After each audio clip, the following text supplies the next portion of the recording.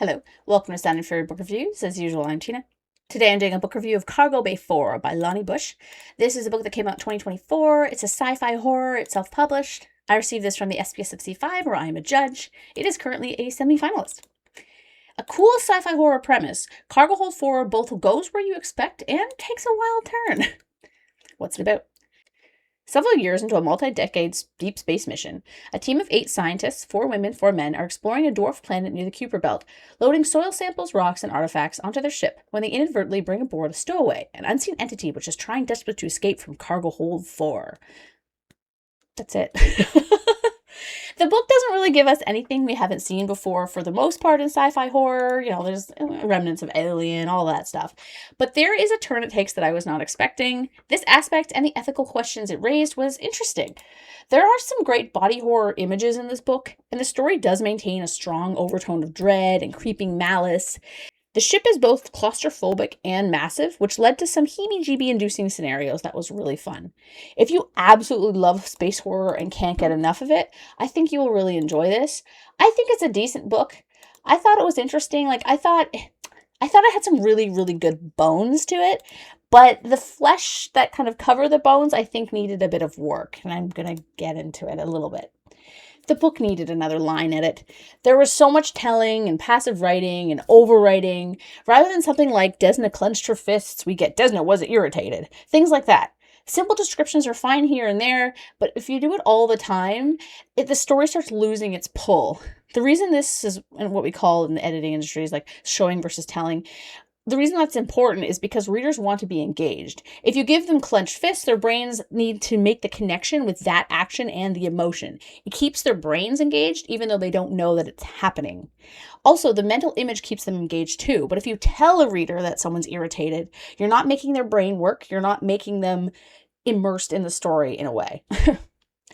Overwriting was telling stuff that the dialogue or the situation implied. Quite often I was like, yeah, I know, to a paragraph. Or Desna would state what the reader should feel versus letting us feel it. So that happened a little less often, but it was something that I noticed, I noticed it. The second thing has to do with the characters. I thought they had great potential to be a really interesting, albeit flawed team. And while I understand starting a book in media res, which is like in the middle of the action, I needed a bit more with the characters before the action started to show their dynamics to make me care about them. The book starts off with a crisis, but since we don't know who the characters are, we have no reason to care about them in this crisis. Likewise, even as the story progresses, no one really develops beyond surface level. We're told tidbits, but no one has any issues they've worked through. Desna is a very frazzled leader with an unsympathetic backstory. The others are just sort of there, and Berlin, the one character, was insufferable. And there are 2 events that occur near the end of the story that were distasteful, like morally. They're meant to be. That's clear. It's not like the book is like saying this is a permissible thing to have happened. But given the end result of the story, I wasn't entirely sure why the one in particular was included. It seemed unnecessary given it had no impact on the plot. And given the other distasteful thing, it seemed like it was kind of piling these on, but I wasn't really sure why. Like, why did every single character have to be absolutely unlikable in the story? That's the one thing I didn't understand. Like, sure, have the captain be a bit morally gray. That actually works well, given the choices that she has to make. That would have worked well. Or give us one kind of villainous character.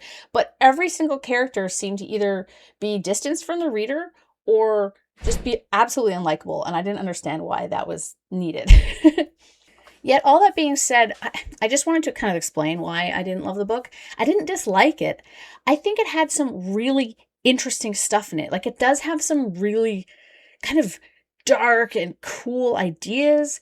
And I liked the idea of it being so simple of a concept because that works really well with horror. If you get too complex, it kind of is distracting. But I liked that this had something really weird. And yeah, there were imagery in this book that really sticks with you because the descriptions actually in the book were really well done. I just think it needed just a little more tightening and it could have been really, really strong.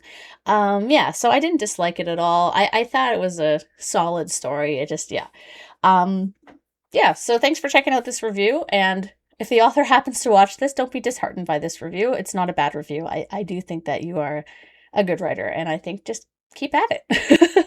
Thanks.